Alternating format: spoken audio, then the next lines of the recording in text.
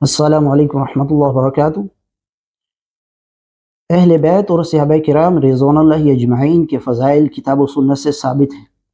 کوئی شخص اگر اہل بیت سے یا صحابہ کرام رضوان اللہ اجمعین سے بغض رکھے تو یہ اس کے منافق ہونے کے لیے کافی ہے۔ اس کا دنیا میں بھی جو ہے وہ خسارے اور گھاٹے میں ہے، اور آخرت میں تو اس کا انجام برا ہے ہی۔ دو روایت بیان کی جاتی ہیں، ایک اہل بیت کی فضیلت میں اور ایک روایت جو ہے عثمان بن عفان رضی اللہ عنہ کی فضیلت میں بیان کی جاتی ہے، جو کہ روایت اللہ کے نبی صلی اللہ علیہ وسلم سے ثابت نہیں ہے۔ ان روایت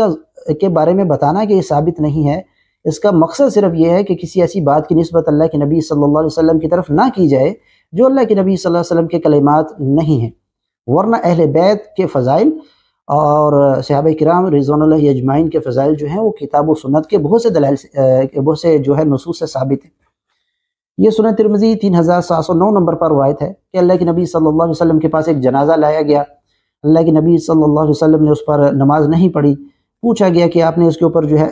اس سے پہلے تو آپ نے ایسا نہیں کیا، تو آپ اس کے اوپر نماز کیوں نہیں پڑھتے؟ تو نبی صلی اللہ علیہ وسلم نے فرمایا انہ کان یبغض عثمان، یہ عثمان رضی اللہ عنہ کے ساتھ جو ہے وہ بغض رکھتا تھا، فابغضہ اللہ، تو اللہ نے اسے مبغوض کر دیا۔ یہ سنن ترمذی 3709 نمبر روایت ہے۔ یہ کتاب المناقب کے اندر عثمان بن عفان رضی اللہ عنہ کے فضائل کے اندر امام ترمذی اس روایت کو لائے ہیں، جبکہ روایت ثابت نہیں ہے۔ اس روایت کے اندر جو ہے محمد بن زیاد جو راوی ہے، محمد بن زیاد، اس کے بارے میں امام ترمذی نے اسی روایت کے نیچے لکھ دیا ہے کہ محمد بن زیاد جو راوی ہے وہ ضعیف فی الحدیث جدا، وہ حدیث میں بہت ہی ضعیف راوی ہے۔ اس کے علاوہ بعض ائمہ حدیث نے اس کی طرف جو ہے وہ کذب یعنی روایتیں گڑھنے کا جو ہے الزام وہ بھی رکھا ہے، اس لیے شیخ زبیر رحمہ اللہ نے اس روایت کو موضوع یعنی جھوٹی روایت قرار دیا ہے۔ سلسلہ احادیث ضعیفہ میں شیخ البانی رحمہ اللہ نے بھی اس روایت کو موضوع روایت یعنی جھوٹی روایت قرار دیا ہے۔ ایک محمد بن زیاد جو ہیں وہ ابو ہریرہ رضی اللہ عنہ سے روایت کرتے ہیں، بصری ہیں، وہ ثقہ ہیں۔ امام ترمذی رحمہ اللہ نے دونوں میں فرق بھی کیا ہے اس روایت کے نیچے۔ ایک محمد بن زیاد جو ہیں وہ ثقہ ہیں، دوسرے یہ جو روایت بیان کرنے والا ہے محمد بن زیاد، یہ حدیث میں بہت ہی ضعیف راوی ہے۔ بعض نے اس کی طرف جھوٹ یعنی روایتیں گڑھنے کا الزام بھی اس کی طرف یعنی اس کی نسبت بھی کی ہے، لہذا یہ روایت ثابت نہیں ہے۔ ایک تو یہ روایت ہو گئی۔ اس روایت کے بارے میں ابو حاتم الرازی رحمہ اللہ نے العلل کے اندر عبد الرحمن بن ابو حاتم الرازی جو ہیں انہوں نے اپنے والد ابو حاتم الرازی رحمہ اللہ سے سوال کیا اسی روایت کے بارے میں، انہوں نے کہا کہ ھذا حدیث منکر، یہ منکر روایت ہے، یعنی یہ روایت ثابت نہیں ہے، منکر روایت ہے۔ یہ العلل کے اندر 1087 نمبر پر آپ دیکھ سکتے ہیں۔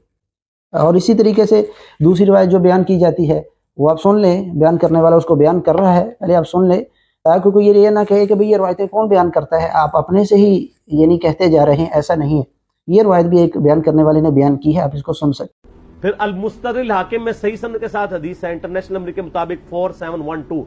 کہ نبی علیہ السلام نے فرمایا اگر کوئی شخص پوری زندگی حجر اسود اور مقام ابراہیم کے درمیان نمازیں پڑھتا رہے اور روزے رکھتا رہے اور قیامت والے دن اللہ سے اس حال میں ملاقات کرے کہ ہم اہل بیت کا بغض اس کے دل میں ہوا تو اللہ اسے ضرور دوزخ میں داخل کرے گا۔ جی ناظرین، آپ نے سن لی، اگر کوئی شخص مقام ابراہیم اور حجر اسود کے درمیان جو ہے وہ نماز پڑھتا رہے اور روزے رکھتا رہے اور وہ اہل بیت سے بغض رکھنے والا ہو تو وہ ضرور جو ہے وہ جہنم میں داخل ہوگا۔ یہ مستدرک حاکم کے اندر 4712 نمبر، اور بیان کرنے والے نے کہا کہ انٹرنیشنل نمبرنگ کے مطابق 4712 نمبر روایت ہے اور صحیح سند کے ساتھ ہے، جبکہ یہ روایت بھی جو ہے اس کو ابو حاتم الرازی رحمہ اللہ نے اسی کتاب میں منکر قرار دیا ہے 2624 نمبر پر۔ عبد الرحمن بن ابو حاتم الرازی جو ہیں وہ اپنے والد ابو حاتم الرازی رحمہ اللہ سے سوال کرتے ہیں کہ یہ روایت کیسی ہے، تو انہوں نے کہا کہ ھذا حدیث منکر، یہ روایت بھی منکر ہے، یعنی یہ جو روایت بیان کی گئی مستدرک حاکم کی، یہ روایت بھی منکر ہے۔ اب جو شخص یہ روایت بیان کر رہا ہے اس کے بارے میں جائزہ لیں کہ جب کہا جائے گا کہ اہل بیت سے بغض رکھنے والا اگر حجر اسود اور مقام ابراہیم کے درمیان نمازیں پڑھتا رہے تو پھر بھی جہنم میں داخل ہوگا، آگ میں داخل ہوگا، ہمیں اس میں ذرا برابر بھی جو ہے شک و شبہ نہیں ہے۔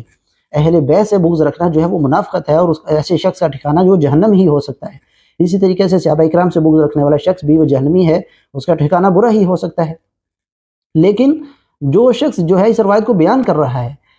فی الحال آج کی تاریخ تک تو اس کے نزدیک نبی صلی اللہ علیہ وسلم کی ازواج بھی اہل بیت میں سے ہیں نا، اور یہی وہ شخص ہے جس نے نبی صلی اللہ علیہ وسلم کی زوجہ ام المؤمنین عائشہ رضی اللہ تعالیٰ عنہ کو ظالم کہا،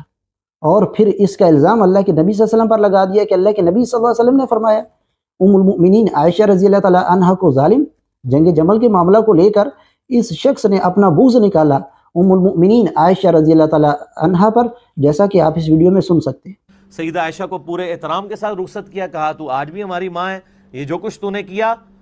یہ معاملہ غلط ہے، مجھے نبی علیہ السلام نے فرمایا تھا۔ مسند احمد میں یہ حدیث ہے کہ سیدنا علی کہتے ہیں کہ ایک دفعہ نبی صلی اللہ علیہ وسلم نے فرمایا کہ تیرا جھگڑا ہوگا ایک دفعہ عائشہ کے ساتھ، تو حضرت علی نے کہا میں بڑا ظالم ہوں گا یا رسول اللہ کہ میں آپ کی بیوی کے ساتھ جھگڑا کروں گا؟ آپ فرمایا نہیں، وہ ظالم ہوگی اس وقت۔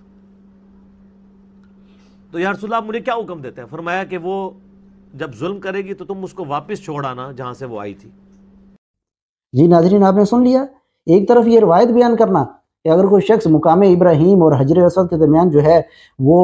نمازیں پڑھتا رہے اور روزے رکھتا رہے تو پھر کیا ہوگا، وہ اہل بیت سے بغض بھی رکھے تو وہ جہنم میں داخل ہوگا، اور دوسری طرف خود ام المؤمنین عائشہ رضی اللہ تعالیٰ عنہ کو ظالم کہنا، کیا یہ محبت کی نشانی ہے یا بغض کی نشانی ہے؟ یہ بغض کی نشانی ہے، یہ منافقت ہے۔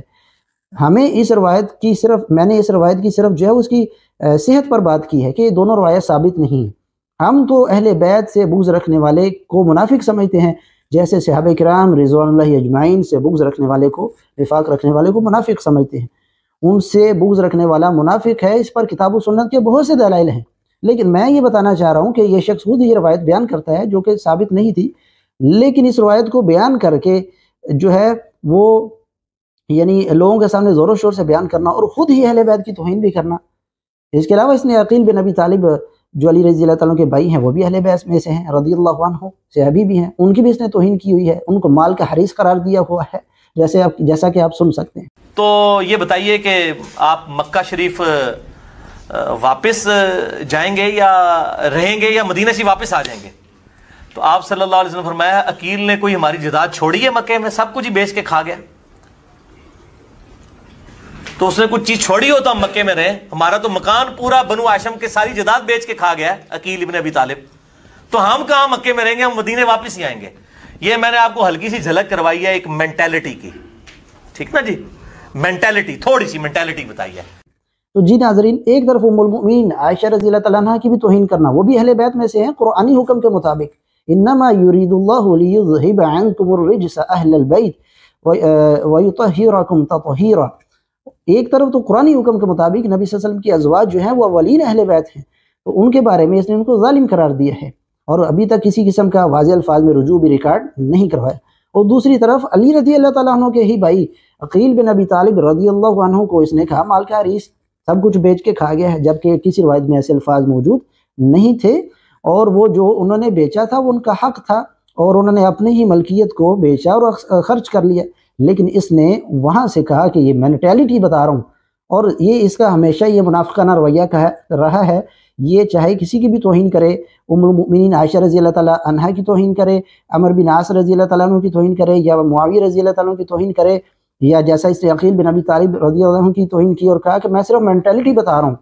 میں تو ان کا احترام کرتا ہوں، رضی اللہ عنہ کہتا ہوں، میں تو صرف ان کی ذہنیت، مینٹیلٹی کس کو کہتے ہیں، میں ان کی ذہنیت بتا رہا ہوں۔ یعنی یہ اہل بیت کے فرد عقیل بن ابی طالب رضی اللہ عنہ کی مینٹیلٹی بتائے گا، یہ شخص منافق آدمی جو ہے یہ ان کی مینٹیلٹی اور ذہنیت بتائے گا کہ وہ مال کو بیچ کر کھانے والے تھے۔ عقیل بن ابی طالب رضی اللہ عنہ اہل بیت ایسے تھے، مال کی حریص سے، نعوذ باللہ من ذالک۔